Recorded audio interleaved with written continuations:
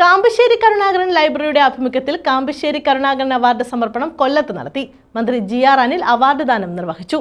നാടിന്റെയും ജനങ്ങളുടെയും ചിന്തയും വിശ്വാസവും പ്രതിഫലിപ്പിക്കേണ്ടത് മാധ്യമധർമ്മമാണെന്നും കാമ്പശ്ശേരിയുടെ തലമുറ ഇത്തരം കാര്യങ്ങൾക്ക് ഊന്നൽ നൽകിയിരുന്നുവെന്നും മന്ത്രി GR അനിൽ പറഞ്ഞു. വസ്തുതാപരമായി ഒരു വിഷയത്തെ അവതരിപ്പിക്കുന്നതിന് പകരം ഇന്ന് പല മാധ്യമങ്ങളും അവരുടെ അഭിരുചിക്കനുസരിച്ച് വാർത്തകളെ വളച്ചൊടിക്കുകയാണെന്ന് GR അനിൽ കുറ്റപ്പെടുത്തി. വിവിധ തലങ്ങളിലെ പത്രത്തെ വായനക്കാരെ കൂടുതൽ ആകർഷിക്കാൻ കഴിയുന്ന തരത്തിൽ സാമൂഹ്യ പ്രതിബദ്ധതയാകുന്ന തരത്തിലുള്ള പല മേഖലകളിലേക്ക് പത്രത്തിന്റെ വ്യാപ്തി ഉണ്ടാക്കാൻ കാമ്പശ്ശേരിയുടെ സഹായിച്ചു. നമുക്കിന്നും ആ കാലഘട്ടവുമായി താരതമ്യപ്പെടുത്തുമ്പോൾ ഒരുപാട് പ്രത്യേകതകൾ എടുത്തു പറയേണ്ട കാര്യങ്ങളുണ്ട്.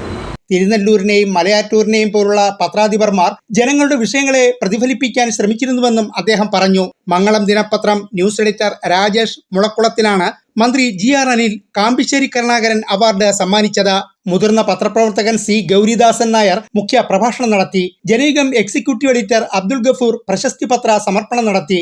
Library president CR Jose Prakash അധ്യക്ഷനായിരുന്നു. Taluk library council secretary advocate N Shanmughadas, Rafi Kampassery, advocate R Vijayakumar, advocate G Lalu, Honey Benjamin, advocate A Rajeev, A Biju എന്നിവർ പങ്കെടുത്തു. ലൈബ്രറി സെക്രട്ടറി PS സുരേഷ് സ്വാഗതവും ജോയിന്റ് സെക്രട്ടറി ജയൻ മഠത്തിൽ നന്ദിയും പറഞ്ഞു.